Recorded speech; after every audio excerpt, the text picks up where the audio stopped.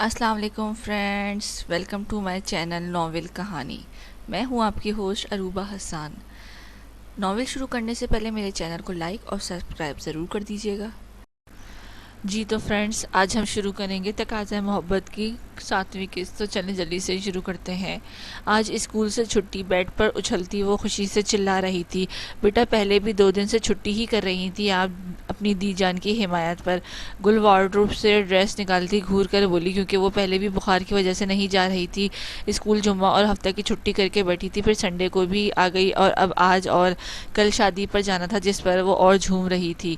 تمہارے بابا کو کہوں گی تمہاری شادی سے واپس آ کر پڑھائے ہیں، ورنہ اسکول سے مار پڑے گی۔ اس کو آنکھ دکھاتی ہے اس کی شرٹ چینج کروانے لگی، جبکہ وہ مسلسل اچھل کود کیے جا رہی تھی۔ دعا سکون سے بیٹھ جاؤ ورنہ مار کھاؤ گی مجھ سے۔ اس کی اچھل کود سے وہ ٹھیک سے کپڑے بھی نہیں پہن پا رہی تھی، تو گل نے سختی سے آنکھیں دکھاتے کہا، آپ کی ماما شادی کے بعد غصے والی ہو گئی ہیں، نہ جانے کس کا غصہ ہوتا ان کو ہر وقت۔ کمرے میں داخل ہوتے عماد نے گل کے لہجے پر چوٹ کرتے کہا تو خفگی سے اسے دیکھنے لگی۔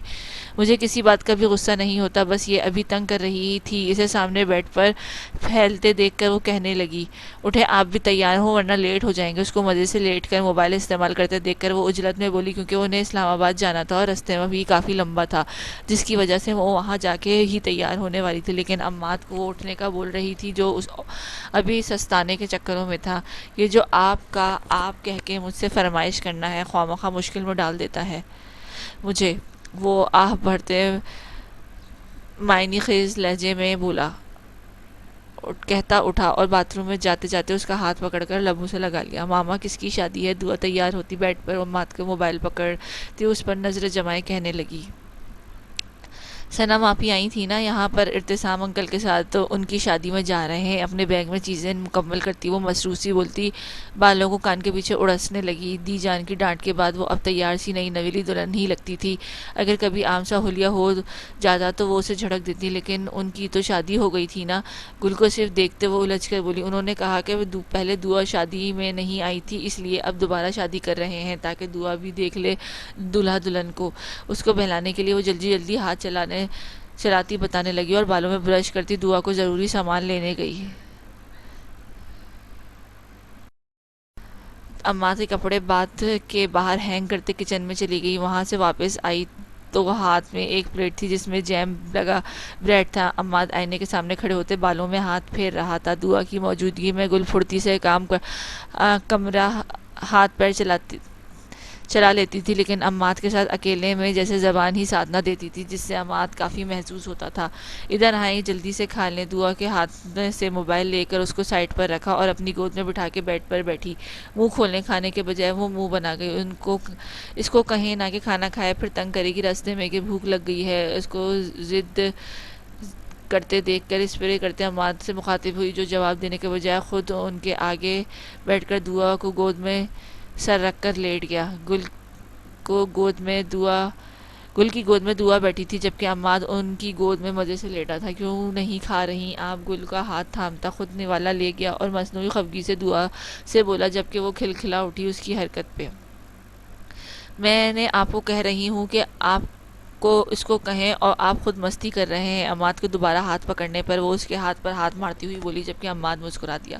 مستی کہاں کی ہے؟ میں نے خواہ مخواہ الزام نہ لگائے مجھ پر۔ اس کے چہرے پر نظریں جمائے وہ معنی خیزی سے بولا کہ وہ سٹ پٹا اٹھی۔ چلو اٹھو دعا گڑیا، جلدی سے کھا لیں، پھر نکلنا بھی ہے۔ میں آپ کے دادا جان سے مل کر آتا ہوں۔ گل کے چہرے پر سرخی دیکھتے وہ مسکراتا اٹھا اور اپنی شرٹ صحیح کرتا کمرے سے باہر گیا۔ اس کے جاتے ہی گل نے دعا کو سلائس کھلا دیے۔ صبح کا ناشتہ وہ کر چکے تھے، لیکن پھر بھی احتیاطاً گل نے 1-2 پیس کھلا دیے کہ رستے میں بھوک سے تنگ نہ کرے۔ عماد عامر صاحب کے کمرے میں داخل ہوا اور ان کو سلام کیا۔ ان کی اپنی زمینوں کے کام ہوتے تھے، جن کو عامر صاحب کے ساتھ بڑے بھائی بھی دیکھتے تھے۔ بیٹا ضروری بات کرنی تھی، عماد نے بیٹھتے ہی انہوں نے کہا تو استفہامیہ نظروں سے ان کو دیکھنے لگا۔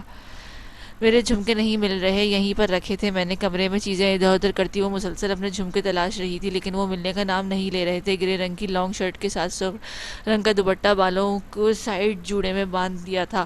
کہاں رکھے تھے تم نے؟ زوفا اپنا لہنگا سنبھالتی ہوئی اس کے قریب آتے پوچھنے لگی۔ اس کا لہنگا زیادہ ہیوی نہیں تھا، اسکن گولڈن رنگ کے امتزاج کا خوبصورت سا وہ زیبتن کی اپسرا لگ رہی تھی۔ یہیں اپنی چیزوں کے ساتھ؟ یار میں نے بہت مہنگے لیے تھے۔ وہ افسوس کرتی بیڈ پہ جا بیٹھی۔ جب اپنے نیچے کسی چیز کی کھٹک کی آواز آئی۔ سرحد سے اٹھ کر دیکھا تو جن جھمکوں کو ہر جگہ تلاش چکی تھی وہ یہاں آرام فرما رہے تھے۔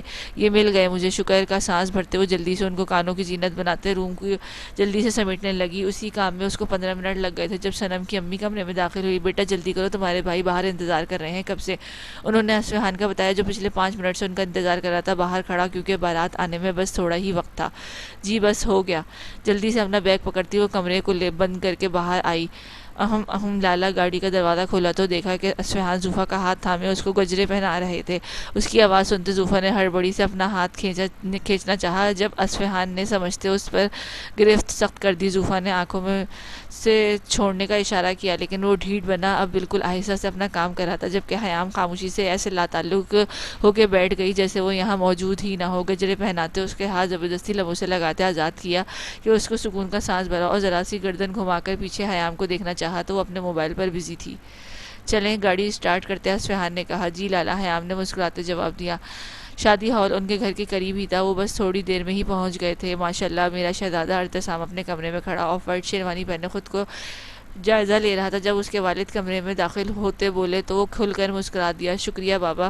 متبسم ہوتے اس نے بغلگیر ہوا تو نم آنکھوں سے اس کا ماتھا چوما۔ تمہاری ماں آج ہوتی تو تمہیں دیکھ کر بہت خوش ہوتی، سب سے زیادہ وہ تمہاری پسند کو دیکھ کر خوش ہوتی۔ اللہ ان کو جنت میں جگہ دے، آپ اداس نہ ہو۔ ارتسام ان کے ہاتھ عقیدت سے لبوں سے لگاتا بولا تو وہ دونوں بارات کے لیے روانہ ہوئے۔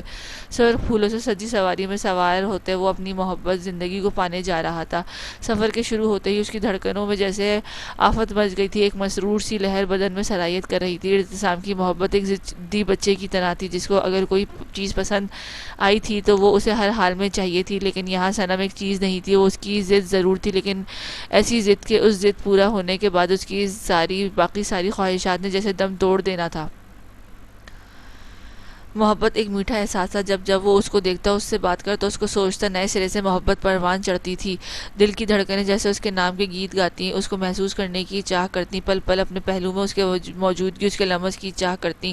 جب سے ہوا سمے تھے وہ صنم سے محبت کا دعوے دار تھا، لیکن وہ بھائی سمجھ کے ٹال جاتی تھی۔ لیکن ایک بار ارتسام کو سختی سے ٹوکنے پر نہ صرف وہ اس سے ناراض ہوئی تھی بلکہ بات کرنی بھی چھوڑ دی تھی، جس پر ارتسام نے بہت مشکل سے منایا تھا۔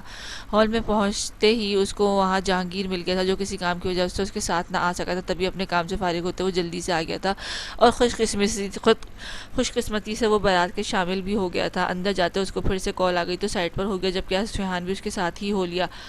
ارتسام کا پرتکلف استقبال کیا گیا، پھولوں کی پتیاں اس پر برسائی گئی تھیں۔ سالی صاحبہ، آپ ان پھولوں کی برسات کو چھوڑیے اور میری بیگم کو میرے پہلو میں لا کر سجائیں تاکہ میرے دل میں ان کے نام کی دھڑکن کی برسات شروع ہو۔ حیام کو وہاں پھول برساتے دیکھ کر وہ دلکشی سے بولا کہ لڑکیوں نے شور سا اٹھ گیا۔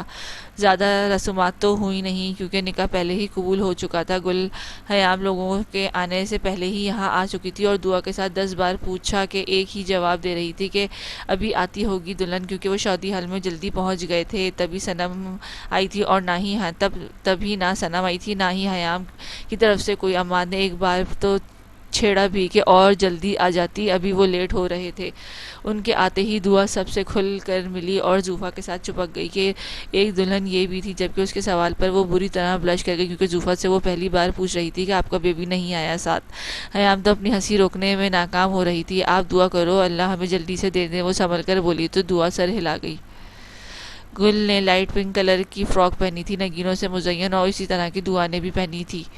صنم کو اصفہان پارلر سے خود پک کر آیا تھا اور تھوڑی دیر پہلے وہ برائڈل روم میں بٹھائی گئی تھی۔ حیام اور اس کی کچھ دوستوں اس کے ساتھ ہی تھی جب کھانا اس کے ساتھ ٹیبل پر لگایا گیا۔ حیام یہ سوچ کر خود کھانے لگی کہ دلہن کو تو بھوک لگتی ہی نہیں ہے، ابھی پہلا چمچہ اس کے منہ میں گیا ہی تھا کہ صنم نے ایک کوہنی ماری۔ شرم کرو دلہن، یہاں بھوکی بیٹھی ہے اور تم مزے سے کھانا کھا رہی ہو، ڈالو چاول اس میں اور کھلاؤ مجھے۔ وہ دانت پیستی بولی تو سب لڑکیاں اس بے شرم دلہن کو دیکھتی کہکا لگا اٹھی۔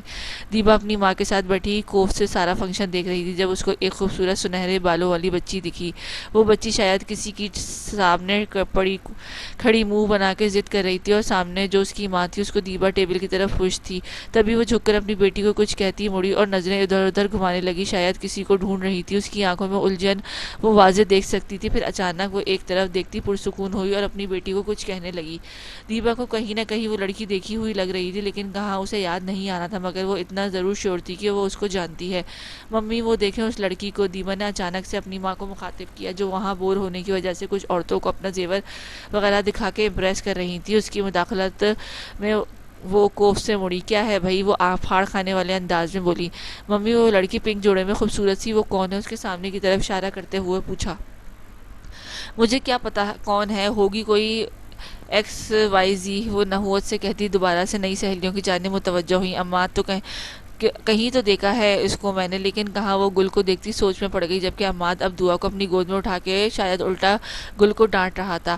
آپ مجھے کیوں ڈانٹ رہے ہیں؟ اس میں میرا کیا قصور؟ میں یہاں کسی کو نہیں جانتی سوائے صنم کی امی ابا کے۔ عماد نے ڈانٹتے پر وہ برا سا منہ بناتی ہوئی بولی، جبکہ وہ بھی جانتی تھی کہ وہ مذاق کر رہا، لیکن پھر بھی اس کو برا لگا۔ تو آپ اس کو لے جائیں حیام کے پاس۔ اس کی روحانی شکل دیکھتے عماد نے مسکراہٹ ضبط کی۔ مجھے نہیں پتا وہ کہاں ہے، وہ خفگی سے بولی اور اپنی بیٹی کو دیکھنے لگی جو اب عماد کی شرٹ کے کالر کو چھیڑ رہی تھی۔ کہاں ہوگی وہ؟ صنم کے ساتھ ہوگی برائڈل روم میں۔ عماد اس کی عقل پر ماتم کرتے کہا تو وہ او کرتی رہ گئی۔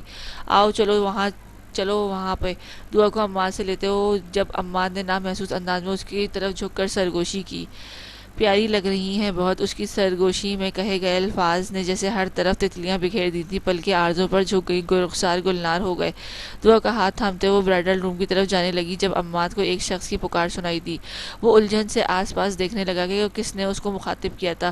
تم عامر رفاقت کے بیٹے ہونا؟ رفاقت خان کے سب سے چھوٹے پوتے؟ سامنے کھڑے اکبر صاحب نے کھوجتی نظروں سے اسے دیکھتے کہا، جبکہ عماد پہچان چکا تھا ان کو۔ جی، وہ ایک لفظی بولا۔ کیسے ہیں تمہارے دادا جان؟ انہوں نے مزید بات کرنا چاہی۔ اللہ کا شکر ہے سب ٹھیک ہے، کرم ہے اللہ کا ہم پر، وہ مسکرا کر کہتا جانے لگا، کیونکہ وہ ان سے ایسی کوئی بات نہیں کرنا چاہتا تھا جس سے بد تہذیبی ہو۔ تبھی وہ ایکسکیوز کرتا مڑ گیا، جبکہ عماد کے جاتے ہی وہ تمسخر سے مسکرا دیے۔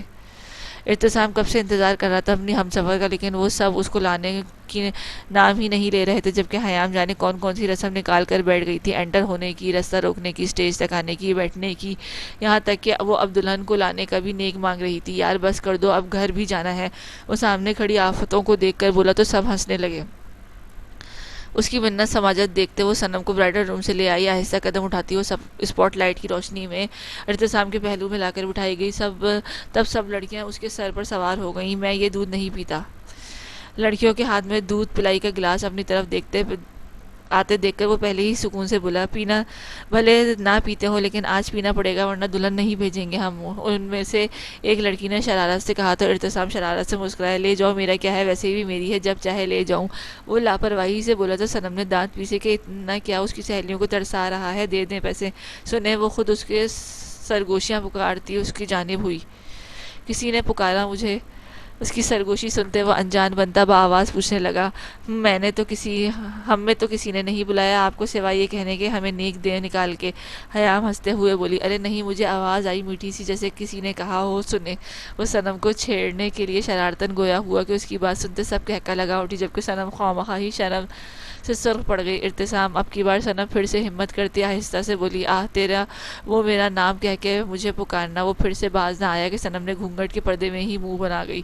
صنم نے دوبارہ اس کو مخاطب کرنے کی کوشش نہ کی، کیونکہ اس کے بعد تو سب لڑکیاں اس کو خوب چھیڑنے لگی تھیں اور وہ خود کو ہی کوس رہی تھی۔ رخصتی کے وقت صنم کی آنکھوں میں نمی تھی، لیکن وہ خود پر ضبط کیے وہ بھی بہت کوشش کر رہی تھی کہ نہ روئے۔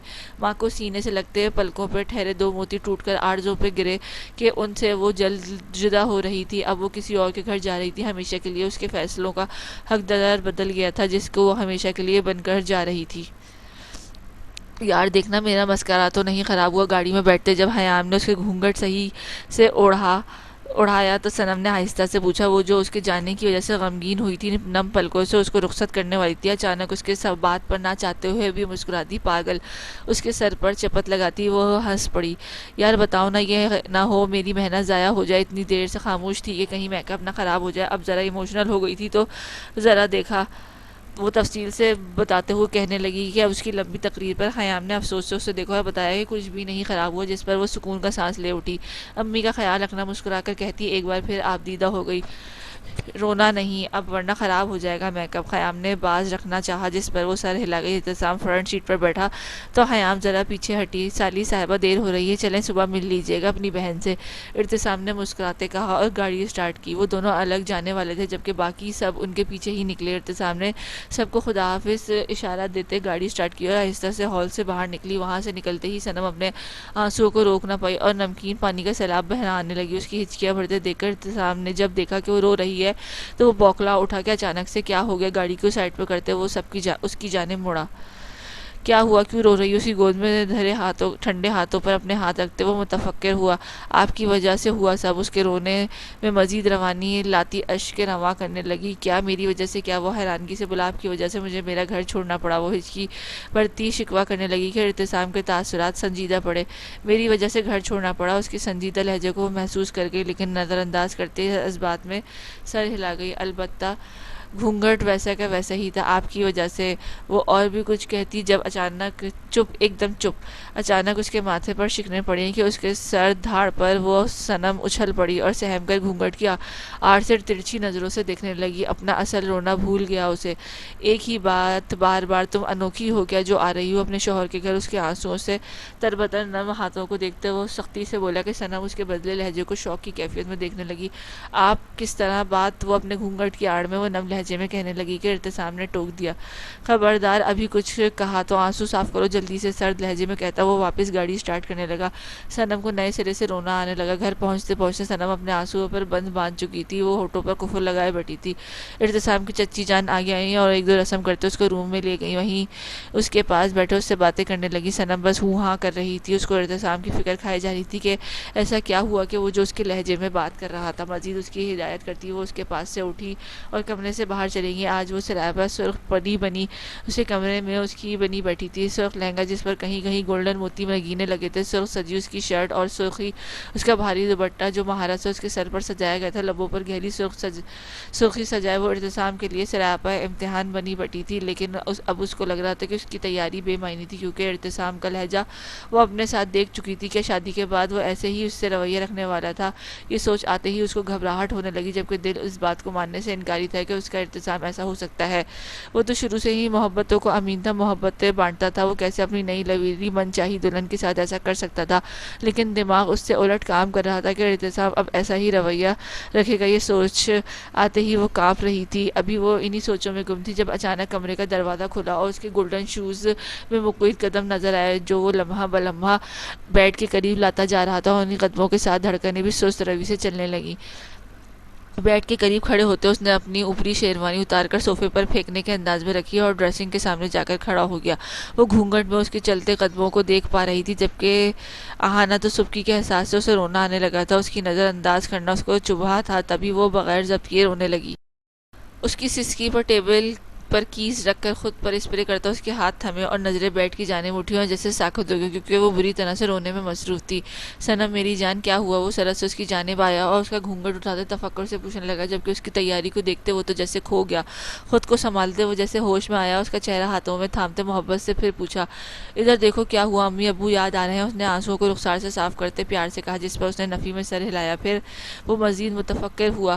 آپ مجھ سے پیار نہیں کرتے؟ وہ روتے روتے اپنے چہرے سے اس کے ہاتھ ہٹاتی ہوئی بولی میں نہیں کرتا پیار۔ وہ جیسے اس کی بات پر حیران ہوا۔ کیسے؟ اس کی وجہ جاننی کہ ایسا کیوں کہا؟ صنم چھٹپٹا اٹھی۔ میرا مطلب کہ کیوں لگا تمہیں؟ اس کے گالوں پر فوراً سرخی دیکھتے اس نے بات صاف الفاظ میں جاننی چاہیے۔ آپ مجھ سے غصے میں بات کی؟ وہ گاڑی میں اب اس کا رویہ یاد کرتی شکوہ کرنے لگی جس کو یاد کرتے احتسام کو کہکا بے ساختہ تھا جبکہ صنم اب رونا بھول کر اس کو دیکھنے لگی۔ کیا یار؟ وہ تو چپ کرانے کے لیے کہا تھا، تھوڑا غصہ اور غصہ بھی کہاں تھا میری یار؟ میری ہنسی نکلنے والی تھی، بڑی مشکل سے روکی تھی۔ وہ ہنستے ہنستے اس کو بتانے لگا جب صنم روحانسی ہوئی اور اس کے سینے پر مکے برسانے لگی۔ ایسے کون چپ کراتا ہے؟ وہ ہنوز اس کو بلیوں کی طرح لڑتی نئے سرے سے آنسو بہانے لگی۔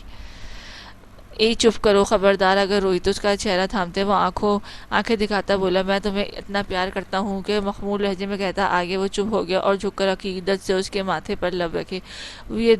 وہ دیکھیں ہمیں نگاہ بھر کے اس انتظار میں ہیں کب سے، ہم تو حال دل بیان کر چکے، کریں وہ بھی دل کی بات، اس انتظار میں ہیں کب سے، سکون ملے دل کو بھی آئے قرار، کہے وہ کوئی ایسی بات، اس انتظار میں ہے کب سے، گمنام ہے ہم نہ کوئی پہچان ہے، اس کے نام سے نام جڑے اس انتظار میں ہے کب سے۔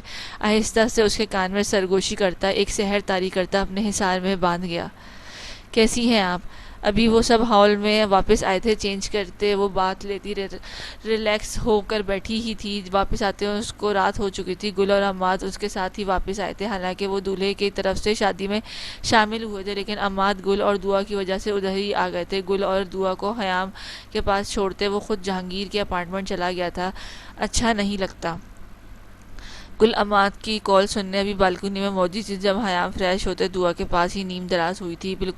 موبائل پر کیب کی کال آنے لگی۔ اللہ کا شکر ہے، آپ سنائیں؟ بیڈ پر پاؤں سیدھے کرتے وہ دعا کے بال سلانے لگی۔ میں بھی ٹھیک ہوں، اور سنائیں کیا ہو رہا ہے؟ ابھی وہ گاڑی ڈرائیو کر رہا تھا، ایک ہاتھ سے فون کان سے لگایا اور دوسرے سے اسٹیئرنگ وہیل تھامے متبسم ہوتا پوچھنے لگا۔ کچھ نہیں، بس تھوڑی دیر پہلے آئے ہیں واپس۔ آپ کیوں نہیں آئے تھے؟ وہ بس نارملی اس سے پوچھنے لگی۔ کاموں میں مصروف تھا، اسی وجہ سے جہانگیر اور عماد آ گئے تھے یہاں، تو باقی کام میں دیکھنے لگا۔ ایک جگہ رک کر اس نے بریک لگائی اور گاڑی سے باہر نکلتے وہاں کسی کا انتظار کرنے لگا۔ یہ ایک بلڈنگ تھی جہاں وہ کھڑا شاید کسی آفس ورکر کا انتظار کر رہا تھا۔ صحیح، وہ بس اتنا ہی بول پائی۔ کب تک؟ آپ کو سیمسٹر ختم ہو رہا ہے۔ اصفہان سے سب تک خبر پہنچ چکی تھی کہ وہ سیمسٹر ختم ہونے تک کا شادی کا نہیں سوچ سکتی تھی۔ تبھی اس سے پوچھنے لگے۔ سامنے مطلوبہ بندے کو دیکھتے ہاتھ سے اپنے پاس آنے کا اشارہ کرنے لگا۔ بس تھوڑے دنوں میں فائنل کی ڈیٹ دینے والے ہیں ایگزامز کی، تو 1 مہینے کے اندر اندر ہی پیپر ہو جائیں گے۔ وہ تفصیلاً اس کو بتاتی، اب باقاعدہ لیٹ گئی کیونکہ تھکن حد سے سوا تھی اور اب نیند بھی غلبہ پانے لگی تھی۔ چلیں صحیح، آپ تھک گئی ہوں گی، آرام کریں، پھر بات ہوتی ہے۔ اس کے لہجے میں تھکن کو نوٹ کرتا سونے کی رعایت دیتا خدا حافظ کہتا کال کاٹ گیا۔ گل کو ابھی بھی بالکنی میں کھڑا دیکھتے وہ بستر پر آنکھیں موند گئی۔ کچھ ہی پلوں میں نیند مہربان ہو گئی تھی۔ صبح کا ناشتہ ارتسام بھائی کے گھر صنم کے کسی رشتہ داروں میں سے جانا تھا، تو وہ پرسکون ہوتے سو گئی۔ دوسری جانب وہ امی سے کچھ کاغذات لیتے، اس کے کچھ باتوں کی ہدایت کرتا وہاں سے روانہ ہوا اور گاڑی میں بیٹھا۔ ہاں لے لیں، تم ادھر اپارٹمنٹ میں ہی ہوں۔ اوکے، میں آ رہا ہوں۔ اس نے خیام کو یہ نہیں بتایا تھا کہ وہ ابھی بھی شہر میں موجود ہے۔ ابھی اپنا کام ہوتے وہ جہانگیر کے پاس جانے والا تھا، وہاں عماد پہلے سے ہی موجود تھا، تو تینوں ایک کمرے میں بیٹھے باتیں کرنے لگے۔ جب عماد نے آج اکبر ارتسام کے تایا کا ذکر کیا، اگر وہ ارتسام کا تایا ہے تو پہلے کبھی کیوں نہیں دیکھا ہم نے؟ کیف نے الجھن سے پوچھا۔ پتہ نہیں، خیر میں باتوں باتوں میں پوچھوں گا ارتسام سے، اس کی فیملی کا۔ عماد نے بھی لا علمی کا اظہار کیا تو جہانگیر نے سر ہلایا۔ کچھ ہفتوں میں ہیئرنگ ہے کورٹ میں نے آج بھی وکیل سے بات کی تھی، انہوں نے بتایا کہ پہلا نوٹس وہ اکبر صاحب کو بھیج چکے ہیں، اب کورٹ کی جانب سے ان کو دوسرا نوٹس بھی اسی ہفتے میں مل جائے گا۔ اگر وہ سیدھی طرح زمین واپس کرنے پر روادار ہیں تو ٹھیک، ورنہ کیس کو پہلے سے ہی مضبوط ہو چکا ہے۔ جہانگیر نے تفصیل سے ان کو آج کے وکیل کے ساتھ گفتگو بتائی۔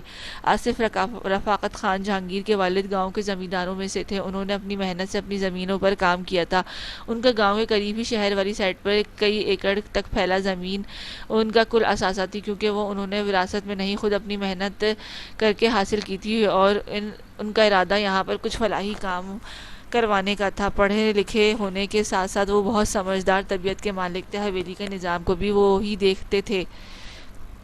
وہ زمینیں انہوں نے جہانگیر کے پیدا ہونے کے بعد خریدی تھی، تب تو ان کی قیمت معمولی تھی، لیکن نہر کے قریب ہونے کی وجہ سے اس کی قیمت میں بہت اضافہ ہو گیا تھا کہ وہ کروڑوں کی مالکیت رکھتی تھی۔ نہر کے قریب ہونے کی وجہ سے کئی لوگوں نے اس کے خریدنے کی خواہش ظاہر کی تھی کہ یہاں سے وہ ویو بہت اچھا تھا۔ اگر یہاں پر کوئی رہائش گاہ، کوئی کالونی بنائی جاتی تو لازمی تھا کہ یہاں سے بہت ترقی ہوتی، لیکن انہوں نے ہر ایک کو انکار کر دیا، اس کو فلاحی کاموں کے لیے استعمال کریں گے۔ وہ چاہتے تھے یہاں کچھ فری کیمپ موجود ہو اور ہر مہینے میڈیکل کیمپ لگے، ساتھ ساتھ ہی وہ سب کو مشوروں سے وہاں پر کچھ تعمیراتی کام بھی کروانا چاہتے تھے کہ یہاں پر ایمرجنسی صورتحال میں کام آنے والے ادارے بھی بنائے جائیں جو صورتحال کو قابو میں پا سکیں۔ ان سب بھائیوں کی وراثت بھی اچھی خاصی تھی، جاگیردار تو وہ پہلے ہی تھے۔ آصف رفاقت نے سیاست میں دلچسپی دکھانے کی شروع کر دی اور انہوں نے دونوں وہ اپنے خواب میں پایا تکمیل تک پہنچانا چاہتے تھے۔ اسی بارے میں مختلف کمپنیوں کے ساتھ ڈیٹ فائنل کر رہے تھے جب ان کی دوستی اکبر اعظم کے ساتھ ہوئی۔ آصف رفاقت دیکھنے میں بہت جاذب نظر آتے تھے، ایک سحر انگیز شخصیت کے حامل تھے، اسی شخصیت کی وجہ سے لوگ ان کی طرف متوجہ ہوتے تھے، اور اکبر اعظم بھی انہی میں سے ایک تھے جو آصف رفاقت سے متاثر ہوئے بنا نہیں رہ ایک دو ملاقات میں وہ خود کو اچھے سے تعارف کروا چکے تھے اور باتوں باتوں میں زمین کی مالیت بھی دریافت کر لی۔ پہلے تو ان کو خاص نہ لگی، وہ زمین کی گنجان علاقے میں تھی، یہاں آس پاس کوئی رہائش نہ تھی، لیکن اپنے ایک آفس ورکر سے ان کی معلومات ملی تھی کہ آئندہ دنوں میں وہ زمین لاکھوں سے کروڑوں کی مالکیت اختیار کرنے والی تھی، کیونکہ بہت سے بزنس مین کی نظر میں وہ زمین آئی تھی جس سے ان کو کافی فائدہ ہوتا۔ اکبر اعظم نے جب کھلم کھلا آصف رفاقت سے زمین خریدنے کی بات کی تو انہوں نے صاف انکار کر دیا کہ یہ کہہ کے کہ یہ زمین ان کے اپنے آئندہ ارادوں کو پورا کرے گی۔ تب زمین کی مالیت 80 لاکھ کے قریب تھی۔ بس جہانگیر جب 5 سال کا ہوا تو انہوں نے اپنے کام کی شروعات کی اور وہاں سب سے پہلے کیمپ لگوایا۔ اللہ کا بہت کرم تھا کہ وہ بہتری کی طرف جانے لگے، راہگیر مسافروں کو بہت آسانی ہونے لگی۔ زمین کی قیمت بڑھتے دیکھ کر اکبر اعظم نے مزید ان کی زمین بیچنے کا کہا، یہاں تک کہ انہوں نے کہا کہ مجھے نہ صحیح لیکن وہ ریفائنرز کو بیچ دیں کہ اچھی خاصی تگڑی مالی رقم دیں گے۔ لیکن ہمیشہ کی طرح یہاں بھی ان کو ایک ہی جواب کہ کوئی ان کو جتنا مرضی کہہ لے، وہ یہ زمین کسی صورت نہیں بیچنے والے تھے۔ اپنی اہلیہ کے گزرنے کے بعد بھی انہوں نے دوبارہ شادی نہ کی تھی۔ 3 سال پہلے جب ان کی اچانک طبیعت بگڑی تو سب ان کی حالت دیکھتے پریشان ہو گئے، کیونکہ انہوں نے اپنے آپ کو بہت فٹ اور مینٹین کر رکھا تھا۔ اب ایسے میں ان کی طبیعت کا بگڑنا سب کے لیے دھچکا تھا، لیکن وہ پھر بھی اپنی حالت کا بہت خیال رکھتے تھے۔ جبکہ آہستہ آہستہ ان کی حالت مزید بگڑنے لگی کہ اچانک ہی ان کا انتقال ہو گیا، جس سے سب سے زیادہ جہانگیر ٹوٹ گیا۔ اپنے باپ کی اچانک موت سے وہ تو جیسے ہنسنا بھول گیا تھا، پہلے بھی وہ سنجیدہ ہی رہتا تھا، لیکن اپنے باپ کے جانے کے بعد وہ مزید چپ سادھ لی تھی۔ ان کی رحلت کو ابھی 1 ہفتہ ہی ہوا تھا جب جہانگیر اپنے دادا کے ساتھ ان کی زمینوں پر چکر لگانے گیا تو وہاں ان کو جھٹکا لگا یہ جان کر کہ اب ان کا مالک اکبر اعظم ہے، اور اس بات سے جتنا حیران ہوتے اتنا کم تھا، کیونکہ آصف رفاقت نے کبھی بھی زمین بیچنے کی بات نہ کی تھی، بلکہ وہ تو اس طرح کی بات سننا پسند نہیں کرتے تھے۔ پھر کب انہوں نے یہ زمین کسی کو بیچ دی، وہاں سے تو وہ خاموش ہوئے واپس آ گئے، لیکن جہانگیر کے ساتھ ساتھ اس کے چاچو بھی اس بات کو ماننے سے انکاری تھے کہ آصف نے وہ زمین بیچنی چاہیے۔ ان کی حالت خراب تھی، لیکن وہ آخری سانس تک اپنا ارادہ مکمل کرنا چاہتے تھے جو انہوں نے خواب دیکھا تھا۔ جہانگیر نے کچھ دن صبر کیا اور آئے دن اس زمین پر چکر لگاتا، تب جا کے معلوم ہوا کہ اکبر اعظم نے وہ زمین بقول ان کے آصف رفاقت کے کہنے پر خریدی تھی۔ جہانگیر نے نئے سرے سے اپنے بابا کے آفس جانا شروع کیا اور ان کی سیکرٹری سے بات کرنا شروع کری، کیونکہ ان کی اکثر میٹنگز میں وہ اس کے بابا کے ساتھ شامل رہتا تھا۔ مزید معلوم کرنے پر جہانگیر کو پتہ چلا کہ انہوں نے زمین کسی کو نہیں بیچی۔ جہانگیر نے پیپرز طلب کیے تو وہ بھی اپنی جگہ سے غائب تھے، جو ان سب کے لیے تعجب کی بات تھی۔ جہانگیر نے اکبر اعظم سے 2 ٹوک بات کی اور کہا کہ اس کو تمام پیپرز دکھائے جائیں جہاں کانٹریکٹ سائن ہوئے ہوں اور اس کے باپ نے وہاں دستخط کیے ہوں۔ پہلے تو وہ گڑبڑا گئے، لیکن سنبھلتے انہوں نے تمام پیپرز کے سامنے رکھے جو بلا شبہ اصلی تھے، مگر اس پر دستخط اس کے والد کے نہیں تھے۔ وہ ہزاروں میں سے اپنے باپ کے دستخط پہچان سکتا تھا۔ یقیناً انہوں نے فراڈ سے وہ پیپرز چرا کے جعلی دستخط کروائے تھے اور مزید ثبوتوں کے لیے جعلی دستاویز پاس رکھے تھے۔ انہی معاملات میں وہ الجھا اب زیادہ تر شہر میں ہی رہتا تھا۔ تھوڑے دنوں میں اسے معلوم ہوا کہ اکبر اعظم اپنی رہائش تبدیل کر چکا تھا اور اس کا حالیہ ٹھکانہ کا کسی کو علم نہیں تھا۔ اپنی پوسٹنگ پر جہانگیر اسلام آباد شفٹ ہو گیا تھا اور یہاں کہ اس نے وکیل سے رجوع کیا اور آفس سے جتنی ہو سکے اتنی معلومات نکالی جس سے یہ بات واضح کر سکتا تھا کہ انہوں نے دھوکہ کیا ہے۔ اس سب میں کیف اور عماد پیش تھے اور بھرپور ساتھ دے رہے تھے۔ ان کا ٹھکانے کا معلوم پڑتے ہی جہانگیر نے کورٹ کی وجہ سے ان کو نوٹس بھجوا دیا تھا، جس میں انہیں اعتراف جرم کرنے کا کہا تھا، ورنہ ان سے سخت کارروائی کی جانی تھی۔ عماد، جہانگیر، کیف تینوں واپس شہر جا چکے تھے۔ پڑھائی کے سلسلے میں پیچھے زرگل کی شادی کی بھی بات چیت چل رہی تھی۔ اسی دوران آصف رفاقت کے دوست کی فیملی پھر سے گھر میں آئی، لیکن اس بار وہ ایک مقصد سے آئی تھی اور وہ مقصد تھا گل کا رشتہ۔ انہوں نے دی جان اور دادا جان سے خوش اسلوبی سے گل کا رشتہ اپنے چھوٹے بھائی کے لیے مانگا، جس پر دی جان نے سوچنے کا وقت مانگا تھا۔ اچھے رشتے چھان بین کرتے، لڑکی کے پسند گل کے لیے دیکھتے ہاں کر دی۔ انہوں نے 1 سال میں ہی شادی کی تاریخ مانگی کہ 1 سال کے اندر اندر وہ شادی کرنا چاہ رہے تھے۔ بڑوں سے مشورہ کرتے سب نے حامی بھری اور چٹ منگنی پٹ بیاہ والا سین ہوا۔ چونکہ اس کی پسند کو جہانگیر بھی اچھے سے جانتا تھا، جبکہ کیف شک میں ہی تھا۔ رشتے کو معلوم ہونے پر کیف نے گل سے اس کی مرضی جاننی چاہی، جس پر اس نے خاموشی سے اپنی رضا بتا دی کہ اسے کوئی اعتراض نہیں۔ اس کی بات سنتے جہانگیر خاموش ہو گیا اور اس کی خوشیوں کی دعا کرنے لگا۔ عماد بھی خاموش ہی تھا۔ اس کی شادی کا سن کر اس نے کوئی رد عمل ظاہر نہیں کیا تھا، جبکہ جہانگیر دونوں ہی کیفیات سے واقف تھا کہ ایک دوسرے کو چاہنے کے باوجود وہ خاموش تھے بڑوں کی رضا میں۔ زرگل کی شادی اس سے پہلے ہو گئی تھی اور اپنے شوہر کے ساتھ جب وہ اس کی مہندی والے دن آئی تو اس نے زرگل سے ناراضگی کا اظہار کیا۔ وہ کیوں ایسے کر رہی تھی، جبکہ اس کو بتا دینا چاہیے تھا کہ وہ عماد کو پسند کرتی ہے۔ اس کے ڈانٹنے پر وہ بس مسکرا دی اور بڑوں کی خوشی کا کہہ کر خاموش کرا دیا کہ اس نے بھی تو بڑوں کے کہنے پر شادی کی تھی، جبکہ اس کی بات پر زرگل نے اس کی عقل پر ماتم کیا۔ تو میں تو کسی کو پسند نہیں کرتی تھی، اگر ایسا ہوتا تو میں ضرور بتاتی سب کو اور شادی سے انکار کر دیتی، زرگل نے خفگی سے کہا۔ تو گل نے کچھ نہ کہنے سے ہی عافیت جانی۔ بارات والے دن وہ اپسرا لگ رہی تھی، شادی تو من پسند نہ تھی، لیکن وہ اپنے اللہ سے اچھے کی امید کرتی، شادی پر رضامند تھی۔ رخصتی پر وہ بہت روئی تھی، ایک ماں باپ کی کمی کو محسوس کرتے، دوسرا اپنوں سے دور ہونے کے غم۔ گھر میں اس کا اچھے سے استقبال کیا گیا۔ یہاں رشتے میں اس کی 2 جیٹھانیاں تھیں، جن میں سے بڑی والی تو چلتی پھرتی فیشن کی دکان تھی، جبکہ چھوٹی والی کا رویہ اس کے ساتھ اچھا تھا۔ جب اسے کمرے میں بٹھایا گیا تو وہ بے ساختہ ہی اپنے گھر والوں کو یاد کر رہی تھی۔ جب کمرے میں اس کا شوہر داخل ہوا، وہ آہستہ سے چلتا اس کے پاس آیا، بغیر کوئی بات کیے اس کا ہاتھ تھام گیا، جبکہ اس کی حرکت پر وہ گھبرا گئی۔ تمہیں اللہ نے بہت خوبصورت بنایا ہے، بغیر کسی نقص کے چلتی پھرتی ہیرا ہو، ایک کسی کو بھی دل بے ایمان کر سکتی ہو، تبھی تو میں تمہیں خوبصورتی پر ہارا ہوں۔ پہلے بھی بہت خوبصورت لڑکیاں آئی میری زندگی میں، لیکن جو حسن تم میں ہے وہ کسی میں کہاں۔ تمہیں حاصل کر کے تو لگ رہا ہے کہ دنیا کا آدھا حسن میرے پاس آ گیا ہے، وہ مدہوشی سے کہہ رہا تھا، جبکہ گل کا عجیب لگ رہا تھا۔ وہ بس اس کے حسن کے قصیدے ہی پڑھے جا رہا تھا، جبکہ اس سے کوئی وعدہ، کوئی پیار بھری بات، بس حسن پہ ہی رکا تھا وہ۔ ماما نیند میں ڈوبی دعا کی آواز پر وہ ہوش میں آئی اور اپنی بیٹی کو تھپ تھپانے لگی۔ جب آنسو آنکھوں سے کب رواں ہوئے اسے اندازہ بھی نہیں ہوا۔ اماں سے بات کر کے وہ اندر آئی تو دعا اور حیام سو چکی تھی، جب بے ساختہ ہی اسے اپنے ماضی کی تلخ یادوں میں چلی گئی۔ اماں تو اس کو بار بار اپنا اور دعا کا خیال رکھنے کا کہہ رہا تھا۔ اس نے کہا تھا کہ وہ دونوں کو بغیر مشکل ہی سو پائے گا، کیونکہ اب ان دونوں کی عادت ہو چلی تھی۔ زیادہ تو اسے دعا کی ہی تھی، کیونکہ وہ گل سے بظاہر لا علمی ظاہر کرتا تھا، لیکن اس کے ہر عمل میں گل کے لیے فکر واضح تھی۔ ابھی تک اماد نے اس سے اپنی محبت کا اعتراف نہیں کیا تھا، جبکہ گل بہت بار کر چکی تھی، جس پہ وہ بس مسکراتا، اس کی روشن پیشانی کو اپنے لمس سے معتبر کرتا۔ کھانا ٹھیک سے کھائیں، مجھے کمزوری بھی نہیں چاہیے۔ ایک بار اس کو ڈھنگ سے کھانا نہ کھاتے دیکھ کر اماد نے کہا، جب اس کی سنجیدہ لہجے میں چھپی فکر پر وہ مسکرا دی۔ وہ دعا کو آنکھوں کی بہت تعریف کرتا تھا، جو بالکل گل کی کاپی تھی۔ گل اس کی تعریف کرنے کے انداز پر کبھی ہنستی تو کبھی اماد کو اپنے سامنے دعا کو ایسے کہنا اسے شرمانے پر مجبور کر دیتا تھا۔ ماضی کی تلخ یادیں سے نکل کر وہ سوچوں کا بھنور اماد کے گرد گھومنے لگا کہ بے ساختہ ہی شرمگی مسکراہٹ نے اس کے لبوں کو چھوا۔ اپنا اور دعا کا خیال رکھیے گا۔ سونے سے پہلے اس نے اماد کا آیا میسج دیکھا اور مسکراتے آنکھیں موند گئی۔ ریزہ ریزہ ہونا بنتا ہے میرا، تیرا ہے میرے دل میں تیرا عشق مکمل۔ آنکھوں کے پردے پر وہ روشنی اپنی دستک دیتی صبح ہونے کی آمد پر خوش آمدید کہہ رہی تھی۔ جب اس نے کسمتاتے اپنی نیند سے خمار سرخی چھائی آنکھوں کو آہستہ سے اندھیرے سے آزاد کیا اور روشنی کی کرن کو محسوس کیا۔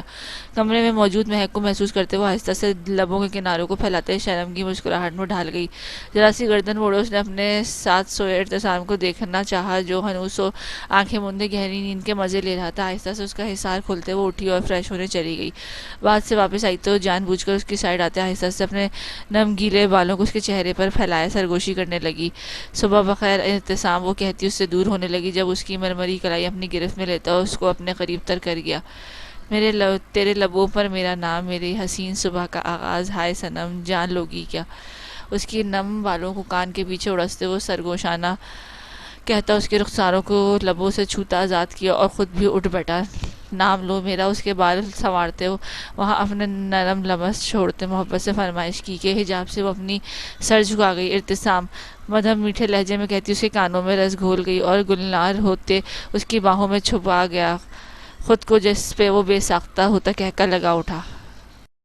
ولیمے کی تقریب میں حیام صنم کے پاس بیٹھی اس سے میٹھی گفتگو کرتے چھیڑ چھاڑ کر رہی تھی، جبکہ گل اور زوفا بھی پیش سی پستہ رنگ کی خوبصورت سی میکسی میں وہ ارتسام کے رنگ میں ڈھلی ہلکی سی کھلی سی بیٹھی تھی اور ان کے سنگ باتوں میں مصروف تھی۔ جب ارتسام کے تایا کی بیٹی دیبا وہاں اس کو مبارکباد دینے آئی، بہت مبارک ہو تمہیں صنم بھابی کہنے کا وہ تکلف کیے بغیر اس کو زبردستی مسکرا کر ملی۔ کیا دیا ارتسام نے تمہیں منہ دکھائی میں، یا ایسے ہی لمحات گزار لیے؟ وہ عجیب زمائنی لہجے میں بولی کہ صنم کو اس کی بات سے الجھن ہوئی، جبکہ حیام نے بھی اس کی بیہودہ بات پر ضبط کیا۔ صنم نے مسکراہٹ سجاتے اپنے ہاتھ آگے کیے، جس کی کلائی میں خوبصورت سا ڈائمنڈ بریسلٹ تھا۔ اس کی آنکھوں میں پل بھر کو چمک آئی کہ اتنا قیمتی تحفہ، لیکن پھر بھی وہ جلے دل سے بولی اچھا ہے۔ وہ اتنا کہہ کر اسٹیج سے اتر گئی۔ کتنی بدتمیز ہے یہ، ذرا بولنے کی تمیز نہیں۔ اس کے جاتے حیام نے تبصرہ کیا، جبکہ زوفا اور گل بھی اس کی بات سے خفت زدہ ہو گئی تھیں۔ تناؤ کو کم کرنے کے لیے زوفا نے بات شروع کر دی حیام کی شادی کی، جس پر وہ خفگی سے گھور کر رہ گئی۔ اب ان چاروں میں سے وہ اکیلی غیر شادی شدہ تھی اور ان تینوں نے مل کر اس کا ریکارڈ لگانے لگی۔ حیام ایک کال کا کہتے اسٹیج سے اتری اور اوکے کرتی ذرا سائڈ پہ ہوئی۔ آواز نہیں آ رہی۔ دوسری جانب اس کی دوست تھی کوئی، لیکن شور کی وجہ سے اس کو آواز نہیں نہیں آ رہی تھی، تبھی وہ 1 منٹ کا کہتے کال کاٹ گئی، خود ذرا ہال کے گارڈن میں آ گئی۔ ہاں اب بولو۔ ہاں آ رہی ہے آواز۔ دوسری جانب کی آواز سنتے وہ بولی اور آہستہ سے چلتے چلتے اپنے پیروں کو دیکھنے لگی جو سیاہ ہیل سینڈل میں قید تھے۔ آج اس نے بلیک لانگ فراک کے ساتھ چوڑی دار پاجامہ پہنا تھا اور آدھے بالوں کو اس نے پن سے سیٹ کیا تھا اور باقی بالوں کو آبشار کو ایسے ہی کمر پر بکھیرا تھا۔ دن کی روشنی میں چلتی پھرتی اپسرا لگ رہی تھی۔ چلتے چلتے وہ سامنے دیکھنے لگی، لیکن اچانک اس کی آنکھوں میں الجھن نظر آئی۔ ٹھٹک کر رکتی وہ ایک جگہ دیکھنے لگی جہاں کریم کلر کی ڈریس میں موجود اپنے دائیں بازو پر کوٹ لٹکائے وہ شاید کسی کا انتظار کر رہا تھا۔ اس کی پشت حیام کی طرف تھی، تبھی وہ اس کو ٹھیک سے دیکھ نہ پائی۔ ایسے ہی کال سنتے وہ اس وجود کی جانب جانے لگی جب رستے میں اصفہان مل گیا۔ گڑیا وہاں کہاں جا رہی ہے؟ مرد ہیں وہاں۔ اصفہان نے اس کو دوسری جانب جاتے دیکھا تو کہا، تبھی حیام کو احساس ہوا کہ وہ آدمیوں والی سائڈ تھی۔ سوری لالا، دوست سے بات کر رہی تھی تو احساس نہیں ہوا۔ موبائل کان سے ہٹاتے وہ تھوڑا نادم ہوئی۔ کوئی بات نہیں، اس کو اندر جانے کی تلقین کرتا وہ بھی ساتھ ہی اندر داخل ہوا، جبکہ حیام نے دوبارہ سے نظریں اس جانب اٹھائیں جہاں وہ وجود اب نہیں تھا۔ سر جھٹکتی وہ صنم کے اسٹیج پر ارتسام کی بات پر مسکراتے دیکھ کر ان کی جانب چلی گئی۔ چلیں گھر۔ گل کو اسٹیج سے نیچے اترتے کا اشارہ کرتے حماد نے کہا تو وہ الجھن سے دیکھنے لگی۔ اتنی جلدی ہے؟ ابھی تو سب یہیں ہیں، فنکشن ابھی چل رہا تھا۔ تبھی وہ اس سے حیرانگی سے استفسار کرنے لگی۔ جاتے ہوئے دیر ہو جائے گی، تبھی کہہ رہا ہوں کہ اب نکل جاتے ہیں۔ گھڑی میں ٹائم دیکھتے وہ سنجیدگی سے بولا تو وہ تائید کرتی دعا کو دیکھنے لگی جو ابھی حیام کے پاس تھی۔ اتنی جلدی کیوں جا رہے ہو تم لوگ؟ حیام نے گل کو جانے کی تیاری پکڑتے دیکھ کر کہا، جاتے ہوئے وقت لگ جانا، تبھی ہم نکل رہے ہیں ورنہ دی جان غصہ ہوں گی۔ حیام کو گلے لگتے وہ مسکرا کر بولی تو حیام نے سمجھتے سر ہلایا۔ یہ تو ٹھیک کہا، چلو خیریت سے جانا اور پہنچتے ہی کال کر دینا۔ دعا کو پیار کرتے اس نے فکر مندی سے کہا تو گل دادی جان اور باقی لوگوں سے ملنے لگی۔ ان سب سے مل کر ان کو دعائیں لیتی وہ عماد کے ساتھ گاڑی میں بیٹھی تو اس نے سفر شروع کیا۔ کیب بھی آیا ہوا تھا، اس نے نہیں جانا تھا ساتھ۔ گل اپنی چادر سنبھالتے ہوئی پوچھنے لگی، وہ خود کا ختم کر کے آ جائے گا، آپ چینج کر لیں ورنہ ایسے آپ تھک جاتی۔ سرسری سا بتاتے اس نے کپڑوں کو دیکھتے کہا جو ابھی بھی وہی زیب تن کیے ہوئے تھے تو جو ولیمے میں پہنے تھے، خوبصورت پیازی رنگ کا کامدار جوڑا۔ اب جلدی میں تھا تو کیا کرتی، ویسے بھی گھر جانا پڑتا اس نے چینج کرنے کے لیے۔ ان کپڑوں کو ایک نظر دیکھتے اس نے وضاحت دی تو عماد خاموش ہو گیا۔ ولیمے کی واپسی پر صنم اپنے والدین کے ساتھ واپس آ گئی تو سب نے مل کر خوب ہنگامہ کیا۔ اصفہان لوگ ابھی ادھر تھے، انہوں نے صبح ہوتے ہی نکل جانا تھا۔ ابھی سب تھکن کی وجہ سے اپنے اپنے کمروں میں جا سوئے تھے۔ اتنے میں حیام اپنا کچھ کام کر رہی تھی، سائڈ ٹیبل پر اپنا لیپ ٹاپ آن کیے آگے پیچھے کچھ نوٹس بکھیرے، بالوں کا رفسہ جوڑا میں قید ہوئے وہ مکمل طور پر اپنے نوٹس پر جھکی منہ سے کام کر رہی تھی جب اچانک اس خاموشی میں اس کا موبائل چنگھاڑنا شروع ہوا۔ یا اللہ! وہ بری طرح ڈر کی وجہ سے اچھل ہی پڑی، بے ساختہ اسے اپنے سینے پہ ہاتھ رکھتی لمبا سانس کھینچ گئی، نوٹس کے ڈھیر سے اپنا موبائل ڈھونڈنے لگی۔ کمبخت کہاں جا کے چھپ گیا ہے؟ فون بج کر بند ہو گیا لیکن اسے ملا نہ، بس یہ محسوس ہو رہا تھا کہ کہیں پاس ہی پڑا اپنی ناقدری پہ رو رہا ہے۔ وہ وائبریٹ بھی کر رہا تھا۔ اگر ابھی دوبارہ فون آتا ہے تو ڈھونڈتی ہوں۔ فون بند ہونے پر وہ پھر سے کام میں لگ گئی۔ ابھی کچھ سیکنڈ بعد پھر سے موبائل نے رونا شروع کر دیا۔ کیا آخر یہ ہے کہاں؟ جلدی وہ فون ڈھونڈنے لگی۔ جب اٹھ کر اپنے نوٹس کے سائڈ پر کرنے لگی تو خود کے نیچے ہی پایا۔ یہ لو تم یہاں چھپے ہو۔ اپنے نیچے موبائل کے ملنے پر وہ اپنی عقل پر ماتم کرنے لگی جب اصل جھٹکا اس کو اسکرین پر نام دیکھ کے لگا کہ کہیں آنکھوں کا دھوکا تو نہیں۔ اس وقت گھڑی کے 11:30 کا ٹائم دیکھتے وہ چھمبے سے کال اوکے کرتی کان سے لگا گئی۔ السلام علیکم سر۔ اپنی حیرت چھپاتے وہ آہستہ آواز میں بولتی بیڈ سے نوٹ سائڈ کرتی بیٹھ گئی۔ وعلیکم السلام، کیسی ہیں مس حیام؟ اس نے خیریت دریافت کرنے لگا۔ اللہ کا شکر ہے، آپ سنائیں، اتنی رات کو کال؟ خیریت ہے نا؟ اس کی وجہ جاننی چاہیے۔ مس حیام، آپ کو مس نبیلہ نے کچھ نوٹس دیے تھے۔ وہ اصل بات کی جانب آیا۔ جی سر۔ اسے حیرت ہوئی تھی کہ سر عاصم کیوں پوچھ رہے ہیں، اگر انہوں نے دیے بھی تھے تو اس سے کیا؟ تبھی دماغ نے کچھ کلک ہوا تو انہوں نے یہ بھی بتایا تھا کہ کس کو فارورڈ کرنے تھے آپ نے؟ اب کی بار وہ سرد لہجے میں بولا کہ حیام گڑبڑا گئی۔ سوری سر، مجھے یاد نہیں رہا، ایکچولی ہمارے گھر میں فنکشن تھا تو بس اسی میں بھول گئی۔ وہ نادم سی کہنے لگی کہ دوسری جانب کچھ خاموشی چھا گئی۔ مجھے ابھی کے ابھی وہ نوٹس میل کریں یا واٹس ایپ؟ اگر میں اپنی میلز چیک نہ کرتا تو مجھے معلوم ہی نہیں پڑنا تھا۔ وہ مزید اس کو سناتا فون رکھنے والا تھا کہ وہ عجلت میں بول پڑی۔ لیکن سر وہ تو ہارڈ فارم میں ہے، سافٹ میں نہیں، تو میں کیسے آپ کو میل کروں؟ وہ تذبذب کا شکار ہوتی بولی کہ میم نے اس کو کاپی دی تھی نوٹس کی جو اس آف کے وقت سر عاصم کو دینی تھی، انہیں ضروری کام تھا اس لیے، لیکن 2 دن ہو گئے تھے کہ اس کو یاد ہی نہیں تھا اور وہ ویسے ہی آف تھا اس کا۔ از دس ناٹ مائی ہیڈ ایک؟ مجھے ان کا ایک پک فارورڈ کریں۔ وہ ٹھنڈے برفیلے لہجے میں لفظ چبا چبا کے بولا کہ حیام کا دل کر دے، فون کے اندر گھس کے اس کے دماغ درست کر دے۔ پکس پکس میں تو بہت وقت لگ جانا ہے، اوپر سے وہ ہیں بھی 100 سے اوپر۔ میں آپ کو کل خود جلدی یونیورسٹی آ کے دے جاؤں گی، وہ روحان سے بولی، جبکہ دوسری جانب سر کو جیسے کوئی فرق نہ پڑا۔ میں نے پیپر بنانا تھا جو مجھے صبح کنڈکٹ کرنا تھا، لیکن آپ کی نااہلی کی وجہ سے میں وہ کینسل نہیں کر سکتا، لہٰذا مجھے جلد از جلد پک فارورڈ کریں۔ You can consider its as your punishment. آپ اسے اپنی سزا سمجھ سکتی ہیں۔ اپنی بات وہ سنجیدگی سے بتا کم اس کو سنا زیادہ رہا تھا کہ اس کی کم عقلی کی وجہ سے وہ اپنے کام نہیں روک سکتا تھا، جبکہ حیام کو اب بس آنسو بہانے کی کسر رہ گئی تھی۔ سر، اس نے احتجاجاً کہنا چاہا جب وہ ارجنٹلی کہہ کر کال ڈسکنیکٹ کر گیا۔ اب یہ کہاں پھنس گئی میں؟ سارا قصور ہی صنم کا ہے، اگر اس کی شادی نہ ہوتی تو مجھے یاد رہتا سارا۔ اب وہ رونے والی شکل لے کر بیڈ پر بیٹھ گئی۔ صنم کو کوسنے اب اس نے ایک ایک نوٹس کے صفحے کی تصویر بھیجنی تھی۔ یہ ساری سزائیں ان کو مجھے ہی دینی کیوں یاد رہتی ہیں؟ جلد جلد سے ایک ایک تصویر بناتی وہ عاصم کے نمبر پر واٹس ایپ کرتی گئی۔ اس کو یہ کام کرتے 10 منٹ گزرے تھے، لیکن صفحے تھے کہ ختم ہونے کا نام نہیں لے رہے تھے۔ تبھی دروازے پر نوک کرتا اصفہان اندر داخل ہوا۔ یہ کیا بکھیڑا ہوا ہے ہر طرف؟ وہ صنم کا کمرہ تھا جہاں وہ رہ رہی تھی۔ آج صنم اور اعتصام نے یہیں رکنا تھا، لیکن اعتصام صنم کو تھوڑی دیر پہلے واپس لے گیا تھا۔ مجھے سے ابھی کچھ نہ پوچھے، میرا دماغ گھوما ہوا ہے۔ غصے سے ایک ایک صفحہ پٹکتی وہ چبا چبا کر بولی کہ اصفہان حیرت سے اسے دیکھنے لگا۔ کیا ہو گیا ہے؟ صبح کر لینا سارا کام، ابھی آرام کرو، طبیعت خراب ہو جائے گی۔ اصفہان فکر مندی سے بیڈ پر اپنے لیے جگہ بناتا ہوا بولا۔ آپ نے اگر میری مدد کرنی ہے تو بتائیں۔ وہ ایک نظر اپنے لالا کو اپنے پاس بیٹھتا دیکھ کر جیسے آفر دینے لگی۔ لگتا ہے زبردستی بٹھائی گئی ہو، چلو بتاؤ، کر دوں تمہاری مدد۔ کیا یاد کرو گی کس سخی لالا سے پالا پڑا ہے؟ وہ کھلے دل سے اس کی آفر قبول کرتا بولا تو حیام نے اسے اپنی اسائنمنٹ بتائی کہ وہ سب ریڈی کرنا ہے، تو اصفہان سمجھ کے اسے کام کرنے لگا۔ ہیں اتنی جلدی ہو بھی گیا؟ ابھی اس کو کچھ تصویریں رہتی تھیں بھیجنے والی۔ جب اصفہان نے ڈن کرتے کہا، وہ اسائنمنٹ سیو کر کے لیپ ٹاپ اس کے سامنے کیا۔ ہاں، میرے لیے تو 5 منٹ کا کام تھا، وہ لاپرواہی سے بولا تو حیام ستائشی نظروں سے اپنے لالا کو دیکھنے لگی۔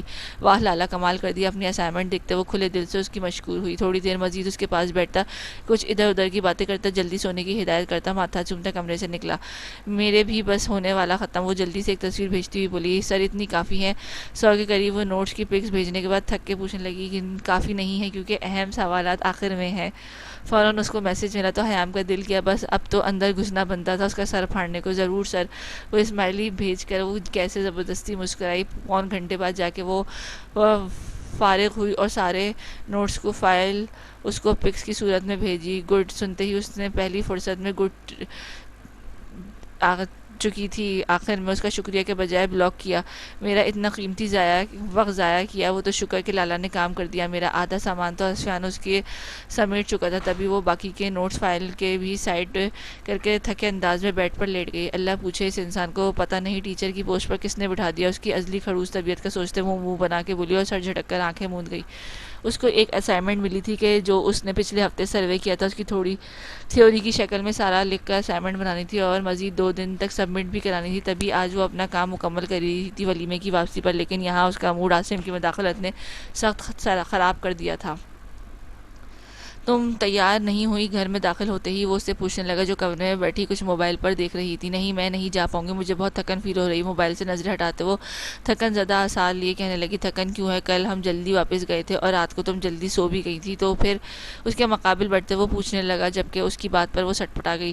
پرسوں بھی آپ ہی کسی دوست کی دعوت پر گئے تھے، کل بھی اور آج بھی آپ کہہ رہے، جبکہ میں گھر کے کاموں میں بھی تھک جاتی ہوں۔ گل بیڈ پر بیٹھتے ٹیک ہٹاتے آہستہ آواز میں کہنے لگی، چلو یار اٹھو، اب ان سب سے ملوانا ہے تمہیں میں نے۔ اس کا ہاتھ پکڑتے وہ کھڑا کرتے کہنے لگا، پلیز آج رہنے دیں، آپ معذرت کر لیں ان سے۔ وہ منت کرنے پہ آ گئی کیونکہ واقعی اس کے جسم میں درد ہو رہا تھا۔ یار گل، کیا مسئلہ ہے؟ ایسا چلو جاؤ، میرے لیے تیار ہو جاؤ، میں اپنے دوست کو کہہ کے منع کر دیتا ہوں گھر پر رکنے کا، مجھے کوئی تو فائدہ ہو، جاؤ حسین سے حسین تر ہو کے آؤ۔ وہ اسے اپنے قریب کرتا بے باکی سے کہنے لگا، جبکہ گل کو اس کا اس طرح کہنا بالکل اچھا نہیں لگا کہ جب دل چاہتا ہے وہ اسے اپنے قریب تر کر لیتا، اس کی طبیعت کا خیال بھی نہیں کرتا۔ آج بھی گل کو بہت تیز بخار محسوس ہو رہا تھا۔ 2 دن بعد اس کی مزید طبیعت بگڑ گئی تو اس کی چھوٹی جٹھانی اس کو ڈاکٹر کے پاس لے گئی، جہاں اس کو خوشخبری سنائی گئی۔ زندگی کی اتنی بڑی خوشی سنتے وہ بہت خوش تھی، مگر گھر جاتے ہی سب سے پہلے اس نے گاؤں دی جان کو خبر دی، پھر تائی جان اور پھر اماں بیگم سے بات کی۔ سب نے اسے ڈھیر ساری دعائیں دیں اور ساتھ ہی بہت سی ہدایت بھی کی۔ اب رات کو وہ اپنے شوہر کا انتظار کر رہی تھی کب وہ آئے اور خوشخبری تھی، لیکن رات گئے تک وہ نہ آیا۔ اچانک کمرے میں کھٹ پٹ کی آواز سے اس کی آنکھ کھلی تو دیکھا کہ اس کا شوہر لڑکھڑاتا قدموں سے دروازہ بند کرتا ہوا بیڈ کی جانب آیا۔ یار ادھر آؤ۔ گل پانی کا گلاس لانے کو اٹھی کہ اس کے ہاتھ کی کلائی تھامتے اس نے اپنی قریب کیا۔ میری طبیعت نہیں ٹھیک، آپ آرام کریں، آپ تھک گئے ہوں گے، وہ اس سے فاصلہ بناتے بولی، جبکہ اس نے اچانک اس کے بالوں کو اپنی سخت گرفت میں لے کے جھٹکا دیا کہ گل کراہ کر رہ گئی۔ 3 دن سے دیکھ رہا ہوں تیرے نخرے بڑھتے جا رہے ہیں، جب پاس بلاتا ہوں بہانے کرنے لگتی ہے۔ بالوں کو ساتھ مٹھی میں اس کی تھوڑی دبوچتا وہ سرخ آنکھیں لیے غصے سے غرایا۔ اس کے چہرے سے آنے والی بدبو سے گل کو اندازہ ہو گیا کہ وہ حرام کو منہ لگا کر آیا۔ آپ ٹھیک نہیں ہے۔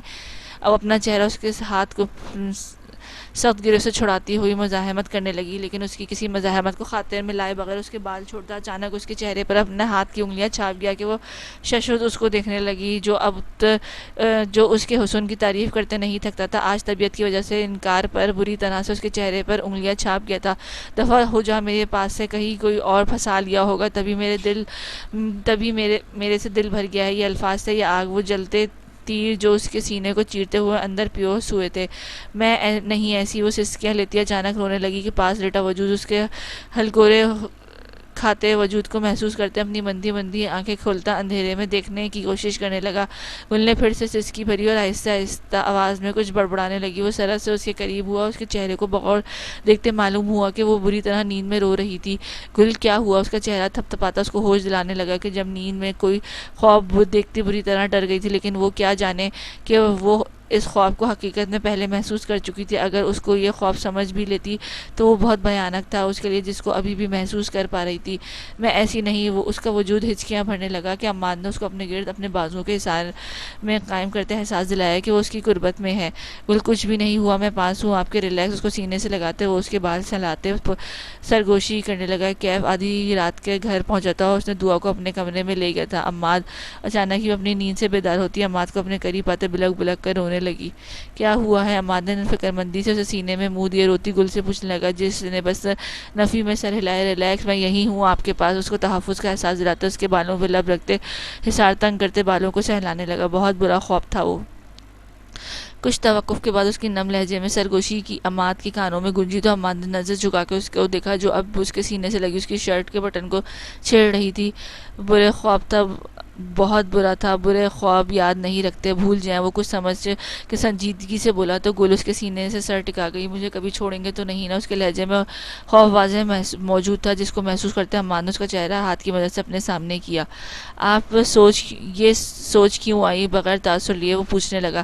کبھی نہیں چھوڑے گا، چاہے میں اتنی خوبصورت نہ رہوں، میرے بال چھوٹے ہو جائیں، چاہے میں موٹی کالی بھینس کیوں نہ بن جاؤں، بس چھوڑنا نہیں مجھے۔ اس کے گرد اپنی نازک بازوؤں کو باندھتے وہ آنکھیں میچتی بولی، جس سے اس سے دور ہو جائے گا۔ پہلی بار وہ دونوں اتنے قریب ایک دوسرے کی تیزی سے چلتی دھڑکنوں کو آسانی سے سن رہے تھے۔ اس کے سینے پر پڑتی نرم گرم سانسیں اس کے دل پر جیسے ٹھنڈی پھوار بن کر گر رہی تھی۔ رات کا تیسرا پہر، وہ پناہوں میں محبوب شریک حیات اس کے بالوں کی خوشبو میں وہ گھرا سانس بھرتا اپنا حصار ڈھیلا کر گیا۔ وہ جو اس کے حصار کے لمس پر بڑی سکون سے آنکھیں مودے تھی، حصار ڈھیلا پڑتے وہ اپنی شہد رنگ آنکھوں کو وا کرتے اس کی گہری کالی آنکھوں میں دیکھنے لگی۔ جہاں عماد اس کی سہمی غزالی آنکھوں کو دیکھنے لگا، وہیں اس کے لب متبسم ہوئے۔ اس کے خوف کو محسوس کرتے ذرا سا اس کو ہٹتے جھک کر اس کی پیشانی کو اپنے لمس سے معتبر کیا۔ کبھی بھی خود سے دور نہیں کروں گا، مجھے ہمیشہ اپنے پاس پائیں گی، اپنے ساتھ، اپنے قریب، اپنے پہلو میں، دل میں، دماغ میں، اپنی سانسوں میں، اپنی دھڑکن میں، میرا نام میرا ساتھ پائیں گی۔ اس پر جھکا وہ سرگوشی میں اپنے الفاظ کہتا، اس کے کانوں میں رس گھولتا، اس کو نئی خوبصورت زندگی کی نوید سنانے لگا، جس پر وہ اپنی گھنیری پلکیں سرخ آرزوں پر گرائے اس سفر کے ہم قدم تھی۔ کرائے اس سفر میں ہم قدم تھے تا حیات، ہوں تیرا ساتھ تا حیات میسر اگر مجھے، میں خزاں کی بھی باخدا بہار لکھوں۔ صنم کی شادی کے 1 ہفتے گزر چکا تھا اور ابھی وہ اپنی امی کے گھر رہنے آئی تھی۔ حیام وہاں مزید 2 دن رکنے کے بعد واپس ہاسٹل آ چکی تھی۔ اس ہفتے جب وہ یونیورسٹی گئی تو اس نے ایک غلط نظر بھی سر پر ڈالنا گوارا نہیں کی تھی، جس نے اس رات اسے فضول کام میں الجھا کے تھکن سے چور کیا تھا۔ صنم بھی اس ہفتے آئی تھی، اس کے بس اپنی شادی والے ہفتے سے لیکچر مس کیے تھے جو بعد میں آن لائن اٹینڈ کر کے کور کر چکی تھی۔ گھومنے کہاں جانے کا پلان ہے؟ کینٹین پر بیٹھی حیام نے جوس پیتے ساتھ بیٹھی کھلی سی صنم سے پوچھا۔ اس کے سوال پر وہ گھور کر رہ گئی۔ میرا ابھی کوئی پلان نہیں، وہ شانے بے نیازی سے کندھے اچکا کر بولی، تمہارا ہونا بھی نہیں تھا، میں بھائی کا پوچھ رہی ہوں۔ اس کو تیکھی مسکراہٹ سے نوازتی وہ جلی پر نمک چھڑکنے کا کام کر گئے ہوں۔ میرے پیپرز ہیں ابھی، تو انہوں نے کہا ہے کہ پیپر سے فارغ ہو کے گھومنے جائیں گے، سادگی سے بتاتے ہوئے اس نے خیام کو جوس سے ایک سپ لیا۔ ہاں ٹھیک ہے، ویسے بھی 1 مہینے کے اندر اندر تو پیپر ہونے والے ہیں، خیام نے سر ہلاتے جواب دیا۔ ویسے اگر سالانہ سسٹم ہوتا تو اچھا رہتا، 1 سال بعد پیپر، صنم نے کہتے تائید چاہی، جس پر خیام استہزیہ ہنسی۔ اگر سالانہ ہوتے نا تو 1 سال میں 3-4 بار پروجیکٹ دے دیتے ہمیں، اور ابھی جو تمہاری شادی ہوئی ہے نا، اس کا بھی وقت نہیں ملنا تھا تمہیں، خیام نے جلے دل سے کہا، اور چھپٹنے کے انداز میں اس سے جوس لیا، جس سے اس کو صدمے سے منہ کھل گیا۔ دفعہ 2 حروف بیچی صنم پاس سے چپس اٹھا کے کھانے لگی۔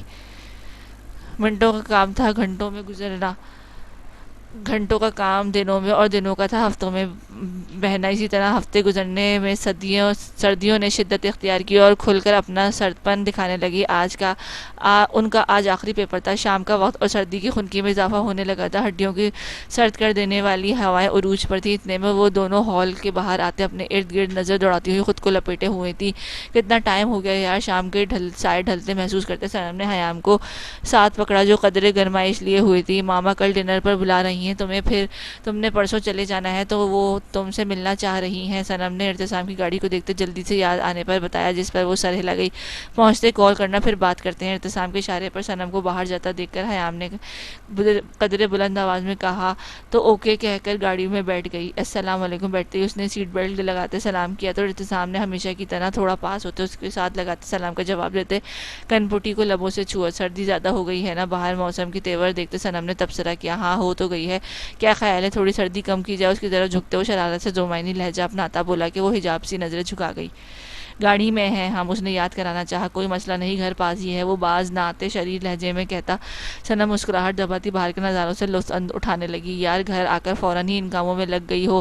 گھر پہنچنے کے بعد صنم کو کچن کے کافی دیر میں گھسے دیکھ کر اس کے پاس آتا بولا تو وہ مسکرا دی۔ جی انکل کے لیے کھانا گرم کر رہی ہوں، وہ اپنا مقصد بتاتے دوپٹہ صحیح کرتے چولہے کے بند کرنے لگی۔ ہو گیا چلو اب، اس کا ہاتھ پکڑتا وہ زبردستی باہر لایا تو صنم ارے ارے کرتی رہ گئی۔ کیسا ہوا پیپر؟ اس کو سامنے بٹھاتے وہ محبت سے ہاتھ تھامتے پوچھنے لگا۔ بہت اچھا، وہ خوشی سے بتانے لگی کہ ارتسام کی آنکھوں میں چمک در آئی تھی۔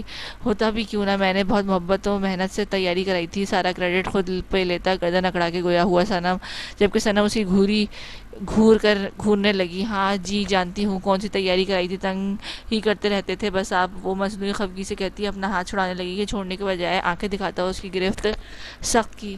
سرخی شفق کی زرد ہو گالوں کے سامنے، پانی بھرے گھٹا تیرے بالوں کے سامنے،